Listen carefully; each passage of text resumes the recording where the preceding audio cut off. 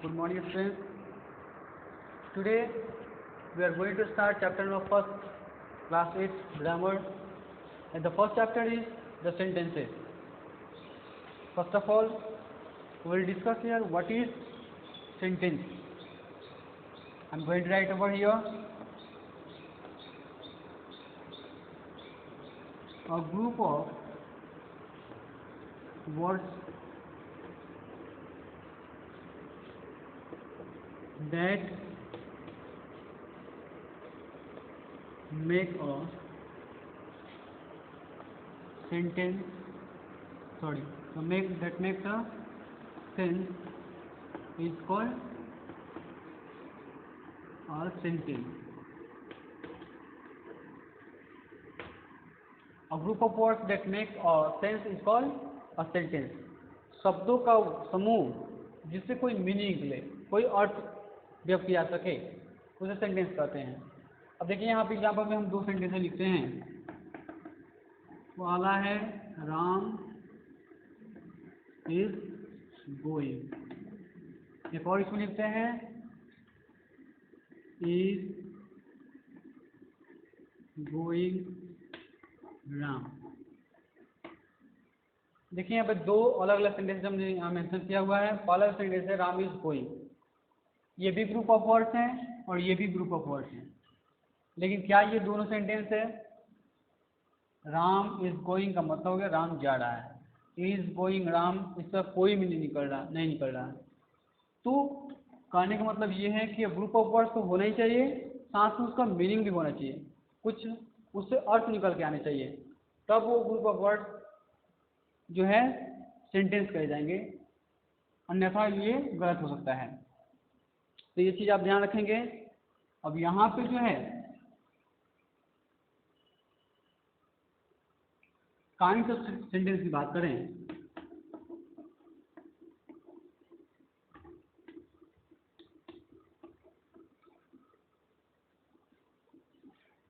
तो सबसे पहले आता है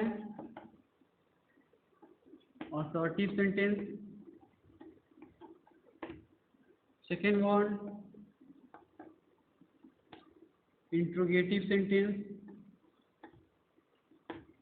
third one imperative, fourth one is exclamatory। ये चार सेंटेंस जो है आपको इस चैप्टर में, इस क्लास में पढ़ने हैं। तो पहला हम लोग असर्टिव सेंटेंस देखेंगे।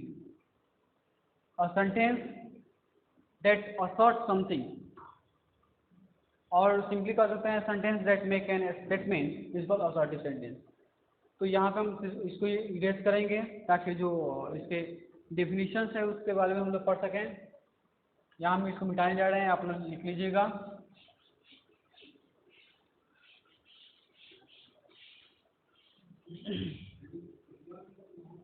सबसे पहला असर्टिव सेंटेंस।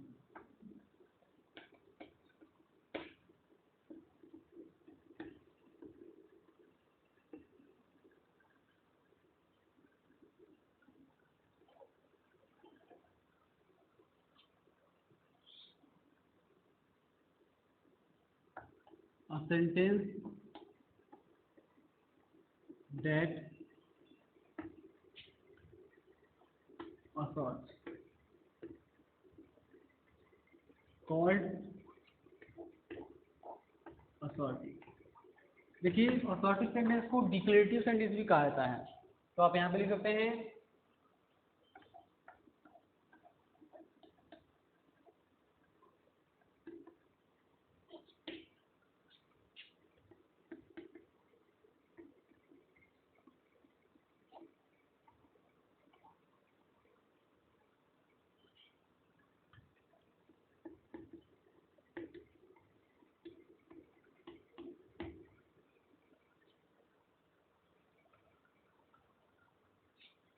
यहाँ पे और लिखकर यूज कर सकते हैं a sentence that simply makes statement. मतलब कोई सेंटेंस जब सिर्फ सिंपली साधारणतः वो स्टेटमेंट को व्यक्त करता है, किसी कथन को व्यक्त करता है, तो वैसे सेंटेंस को लोग असर्टिव सेंटेंस कहते हैं। इसमें एक और चीज होता है जो आपके बुक में शायद नहीं दिया गया है, इसके एक और पार्ट आते हैं इसमें जो कि निगेटिव सेंटेंस है। निगेटिव की बात करें, यहाँ पे लिख रहे हैं, शायद आपको इससे बेनिफिट होंगे। इसको भी आप मेंशन जरूर कर लेंगे, लिख लेंगे।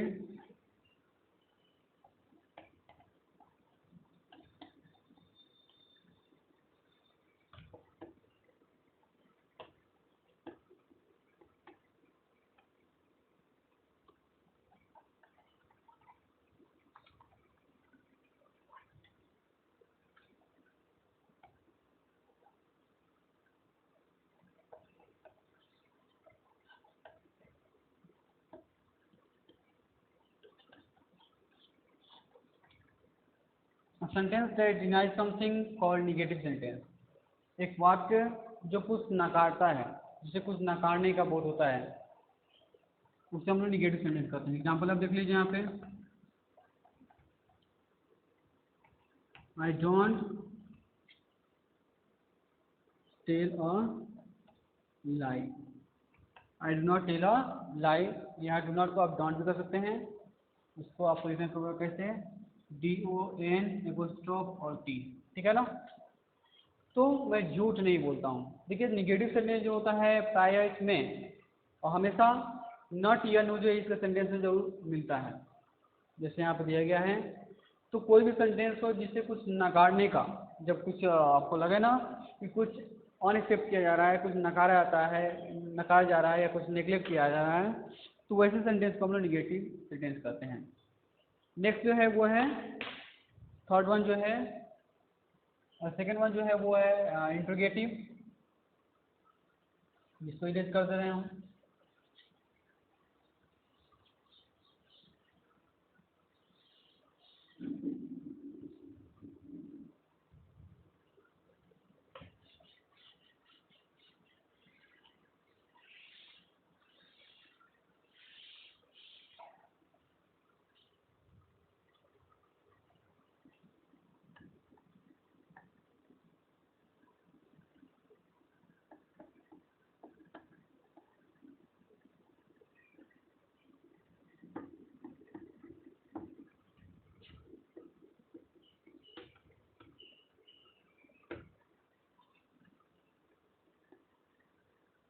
नेक्स्ट जो है वो हमारा इंट्रोगेटिव सेंटेंस है।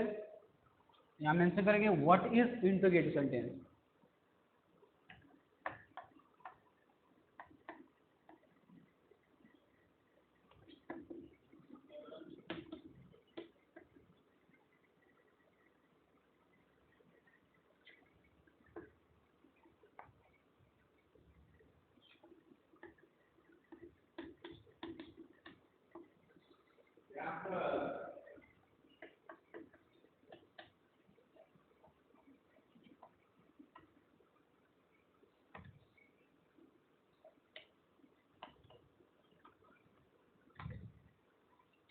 A sentence that is used to ask question called interrogative sentence। मतलब इंट्रोगेटिव सेंटेंस जो है इसका यूज, इसके सेंटेंस का यूज जो होता है mainly to ask the question, प्रश्न पूछने के लिए किया जाता है। और यहाँ पे हमने इसको दो पार्ट में अलग अलग भागों में बांटा है। और पहला जो है इसका दो टाइप हमने लिखा है, यहाँ बताया जा रहा है आपको। जो पहला होगा वो होगा यस नो टाइप, और सेकंड जो होगा वो होगा WH टाइप। देखिए अब यस नो टाइप क्या है और ये WH टाइप क्वेश्चन क्या है, ये दो तरह के क्वेश्चन होते हैं। चलिए मेंशन करते हैं, देख लेते हैं इसको डिटेल में। तो जो यस नो टाइप क्वेश्चन होगा,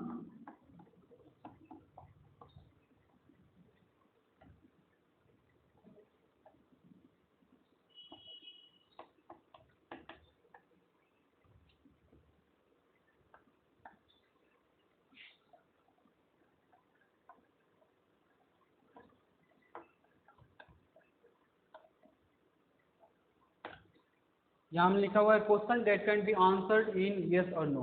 मतलब ऐसे प्रश्न जिसका जवाब हम लोग हाँ या ना में दे सकते हैं, इसको हम लोग कहते हैं यस नो टाइप क्वेश्चन। यहाँ पे एग्जांपल आप देख सकते हैं।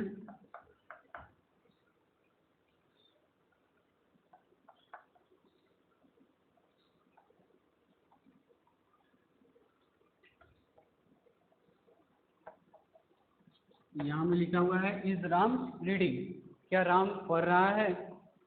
तो यदि राम पढ़ रहा है तो आप यस बोल सकते हैं या फिर नो बोल सकते हैं, और इसका जो आंसर है वो कंप्लीट हो सकता है। सेकंड जो है इसका, तो यस करें इसको।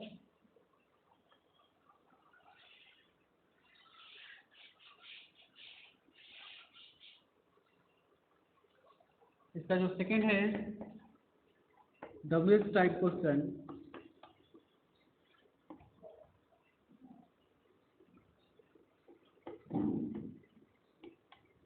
a sentence that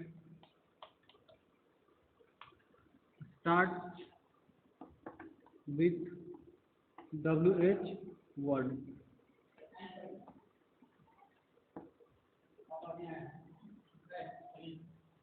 एक सेंटेंस जिसके स्टार्टिंग W और H, W या H या H या W, इन दोनों में से कोई एक लेटर से स्टार्ट होता हो, उसको हम कहते हैं WH टाइप क्वेश्चन। और ऐसे जो क्वेश्चन होते हैं, आप बता दें कि इसका आंसर हम लोग yes और नो पाने से पूरा नहीं होता है। उसको आंसर करने के लिए, अब उसको जवाब देने के लिए, उसके आंसर को पूरा करने के लिए मोर देन ए वर्ड या सेंटेंस आपको यूज करना पड़ सकता है। और इसके हिंदी की बात करें तो हिंदी का स्टार्टिंग जो सेंटेंस का होगा, उस सेंटेंस के बीच में कब, कहाँ, क्यों, कब, कैसे, कौन, ये सब रहेगा। और इंग्लिश की बात करें तो इंग्लिश में का जो स्टार्टिंग होगा वो W या H से बने हुए लेटर से वर्ड का स्टार्टिंग होगा। अब ये WH की बात करें, इसकी फैमिली एक होती है WH फैमिली, जिसको हम कहते हैं, इसमें आता है what, why, when, where, whose, whom, ये सारे इसके फैमिली में आते हैं। ठीक है, जो नेक्स्ट है इसको रेस्ट कर दे रहे हैं। आप इसे एग्जाम्पल देख सकते हैं। एग्जाम्पल आप देखें, ये WH का एग्जाम्पल है, WH इंटीग्रेटिंग का एग्जाम्पल है। वाई आर यू हैप्पी,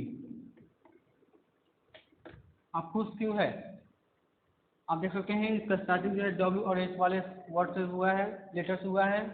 और इसके आंसर आप देखिए, आप वाई आर यू हैप्पी, अब आप खुश क्यों है? इसका आप जवाब यदि हाँ या ना देते हैं तो पूरा नहीं होगा, इनकरेक्ट हो जाएगा। यानी कि इसके आंसर आप कह सकते हैं कि मुझे कुछ मिला है तो मैं खुश हूँ। आप कह सकते हैं कि मैंने परीक्षा में उत्तीर्ण किया है, पास किया है, इसलिए खुश हूँ। मैंने मैच जीता है इसलिए खुश हूँ। तो आपको इसके आंसर रिप्लाई करने के लिए, इसका आंसर कंप्लीट करने के लिए मोर देन ए वर्ड या सेंटेंस का यूज करना पड़ता है। हमारा जो नेक्स्ट सेंटेंस है, यानी कि तीसरा जो है वो है इम्परेटिव सेंटेंस।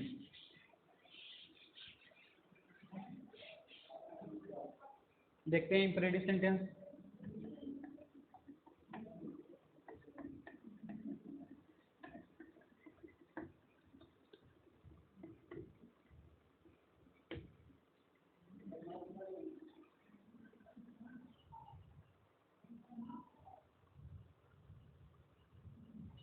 देखिए यहाँ पे सेंटेंस that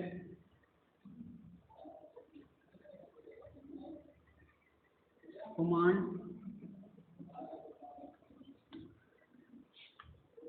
रिक्वेस्ट, यहाँ पे छूट गया है, एक्सप्रेस आप कर देंगे, expresses command request and order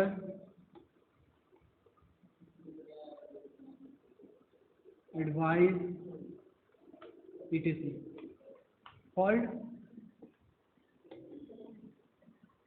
imperative sentence.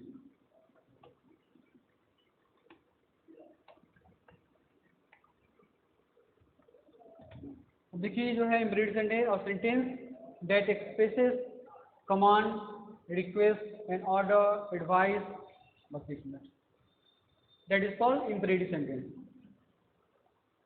इसका एग्जांपल आप देख लें, go there, open the door.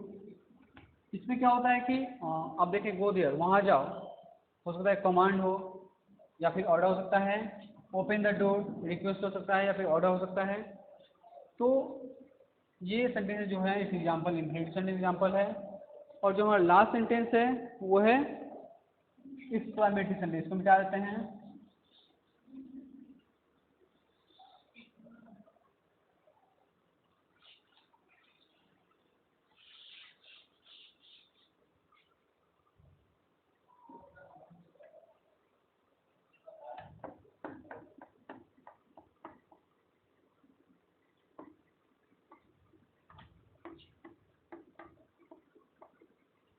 Exclamatory sentence.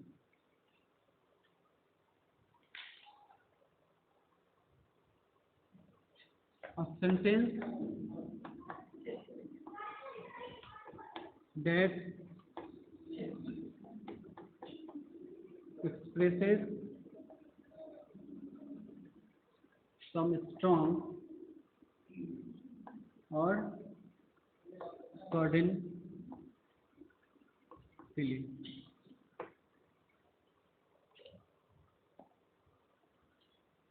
called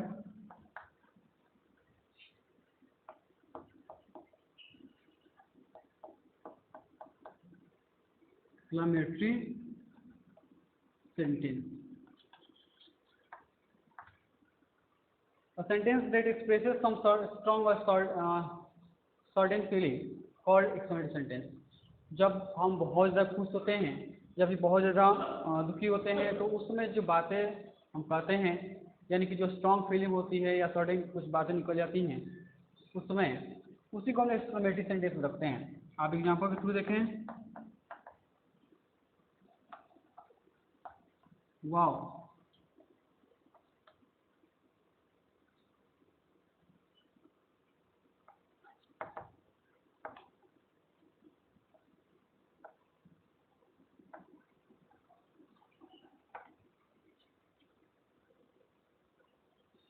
wow it is great.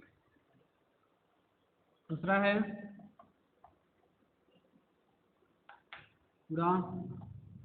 We have won the match. देखिए जो भी एक्सक्लेमेटरी वर्ड्स होते हैं उस बाद में एक्सक्लेमेशन मार्क लगाया जाता है। आप देखें यहाँ पे ये एक्सक्लेमेशन मार्क है, तो ये एक्सक्लेमेटरी के एग्जाम्पल हो गए। तो यहाँ पे जो फर्स्ट चैप्टर है उसके कुछ आधा से ज़्यादा पार्ट कंप्लीट होते हैं। इसमें कुछ और चीज़ बाकी रह गया है और फ्रेज बाकी रह गया है। नेक्स्ट क्लास में हम इसको कंप्लीट करेंगे। Thank you my students.